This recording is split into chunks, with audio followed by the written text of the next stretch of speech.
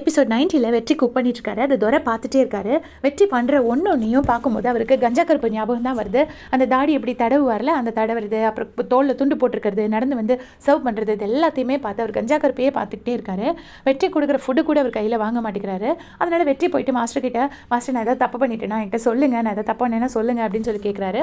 அதுக்கு வந்து துரை சொல்கிறாரு, ஏய் உங்கள் அப்பா சிதம்பரம் நல்ல சமைப்பாருன்னு சொன்னல, எப்படி சமைப்பாரு அப்படின்னு கேட்டோன்னே எல்லாமே ஸ்மெல் பண்ணியே கண்டுபிடிச்சிருவாரு. நான் ஃபர்ஸ்ட் ரவுண்டில் பண்ணல அதே மாதிரி தான் அப்படின்னோடனே அவர் அப்படியே ஷாக் ஆகுறாரு. எங்கள் ஊர் பொள்ளாச்சி, கோயம்புத்தூர், எங்கள் அப்பா ரொம்ப வெள்ளந்தியான ஆள், நல்லா சமைப்பார்.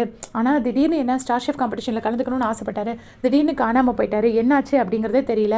எங்கள் அப்பா எங்களெல்லாம் ஏமாற்றிட்டு போயிட்டாருன்னு நாங்களே நினச்சிட்டு இருந்தோம். இப்போ தான் தெரிய வந்துச்சு எங்கள் அப்பாவுக்கு ஏதோ நடந்திருக்கு அப்படின்னு சொல்லிட்டு சொல்கிறாரு. சொன்னோடனே துரை வந்து ஃப்ளாஷ்பேக் எல்லாமே சொல்கிறாரு. 15 வருஷம் முன்னாடி உங்கள் அப்பா ஸ்டார் ஷெஃப் காம்படிஷனில் கலந்துக்கணும்னு வந்தார். நான் தான் அவருக்கு சைன் போட்டு கொடுத்தேன். அவர்கிட்ட இருந்து தான் நான் நிறைய கற்றுக்கிட்டேன், அவர் என்கிட்ட இருந்து கற்றுக்கிட்டதை விட அப்படின்னு சொல்லிட்டு சொல்கிறாங்க. முகத்தை பார்த்து கூட பேச மாட்டார், ஆனால் அவருக்கு நல்ல சமையல் தெரியும். இப்படி ஒரு சுயநலம் இல்லாத ஒரு மனுஷன் அந்த உலகத்திலே நான் பார்த்தது கிடையாது அப்படின்னு சொல்லிட்டு துரை அவர்கிட்ட பேசினது எல்லாத்தையுமே சொல்கிறாரு. அவர் வின் பண்ணுவாருன்னு அவ்வளோ நம்பிக்கையோடு இருந்தேன், ஆனால் அவர் காணாமல் போயிட்டாருங்கிற நியூஸ் மட்டும் தான் எனக்கு வந்துச்சு. சரி உங்கள் அப்பா ஆசைப்பட்டதை நீ நடத்தி காமிப்பாப்பா அப்படின்னு சொல்லி வெற்றியை தட்டி கொடுக்குறாரு.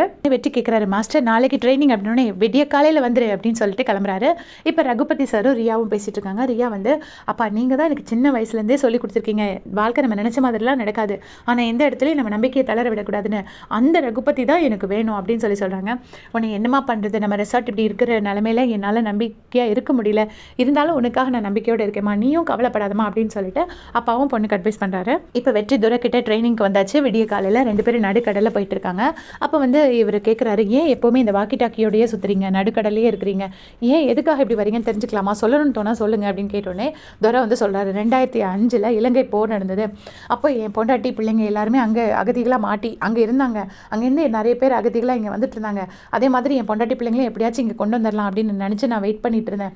நான் இங்கே ஸ்டார் ஷெஃப் காம்படிஷனில் கலந்துக்கிட்டு வின் பண்ணி எங்கள் சாதி சனத்தோட கஷ்டத்தை எல்லாம் உலகத்துக்கு எடுத்து சொல்லணும் அப்படின்னு சொல்லி என் பொண்டாட்டி ஆசைப்பட்டா.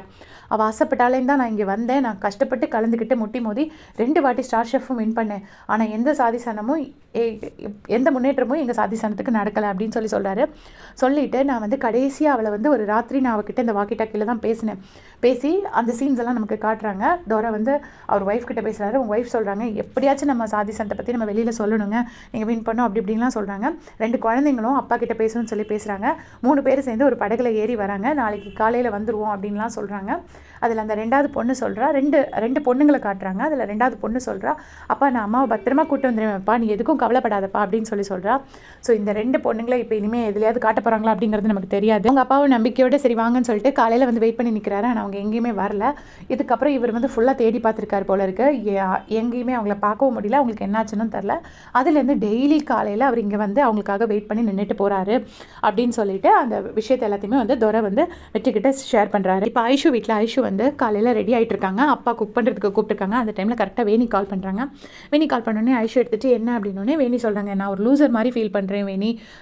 நாங்கள் கொஞ்ச நாள் முன்னாடி தான் 3rd இயர் ஆனிவர்சரி செலிப்ரேட் பண்ணோம். விக்கி வந்து அந்த ரெசார்ட்டை மட்டும் ஏமாத்தலை, என்னையும் சேர்த்தா ஏமாற்றிட்டான் அப்படின்னு சொல்லி ரொம்ப வருத்தப்பட்டு ஷேர் பண்ணிட்டு இருக்கும்போது கீழே அவங்க அப்பா கூப்பிட்றாங்க. அப்போ வேணி சொல்கிறாங்க, உனக்கு அப்பா கூப்பிட்றாங்கன்னா நீ கிளம்பு அப்படின்னோடனே, இல்லை பரவாயில்ல வேணி நீ சொல்லு, நீ ரொம்ப அப்செட்டாக இருக்க, நீ என்கிட்ட பேசு அப்படின்னு சொல்லி வேணிக்கிட்ட ஐஷு சொல்கிறாங்க. அப்போ வேணி சொல்லிட்டு இருக்காங்க, எங்கள் ரெசார்ட்டில் ஷெஃப் எல்லாம் ரொம்ப கம்மியாக தான் இருக்காங்க, ஏதோ இருக்கிற 2-3 பேரை வச்சு நாங்கள் அட்ஜஸ்ட் பண்ணிட்டு இருக்கோம்.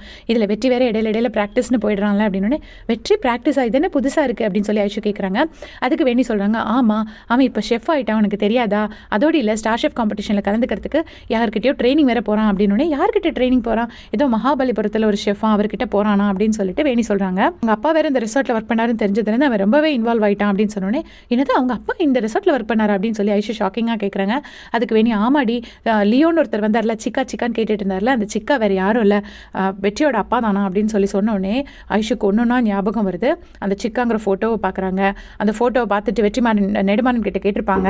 அதுக்கு நெடுமாறன் வந்து பி விதின் யுவர் லிமிட்ஸ், எனக்கு இவர் ஞாபகமும் இல்லை அப்படி இப்படிலாம் சொல்லியிருப்பாரு, இனிமேல் இந்த மாதிரி விஷயத்தில் தலையிடாதுன்னு திட்டிருப்பாரு. அதுக்கப்புறமா ஷெஃப் ஜான் கிட்ட கேட்கும்போது உங்கள் அப்பாவுக்கு பயங்கர மெமரி பவர், அவர் யாரையும் லேஸில் மறக்க மாட்டாருன்னு சொல்லியிருப்பாரு. இது எல்லாத்தையுமே ஐஷு யோசிச்சு பார்க்குறாங்க. ஐஷுக்கு ஒரு மாதிரி தலை சுற்றுது. உடனே வேணி கிட்ட, நான் உங்ககிட்ட அப்புறம் பேசுகிறேன் வேணி அப்படின்னு சொல்லிட்டு ஃபோனை கட் பண்ணுறாங்க. நேராக கீழே இறங்கி வராங்க. அவங்க அப்பாவை பார்க்கறதுக்கே அவங்களுக்கு ஒரு வில்லன் மாதிரி தெரியுது. அவங்க அப்பா அங்கே விக்கியை ட்ரெயின் பண்ணிட்டு இருக்காரு. அதை பார்த்துக்கிட்டே ஐஷு நிற்கிறாங்க. உடனே ஐஷு என்ன நிற்கிற அப்படின்னு கேட்கும்போது ஐஷு எதுவுமே சொல்லாமல் அப்படியே பார்த்துட்டே இருக்காங்க. அதோட இந்த எபிசோட முடிச்சிருக்காங்க. தேங்க்ஸ் ஃபார் வாட்சிங்.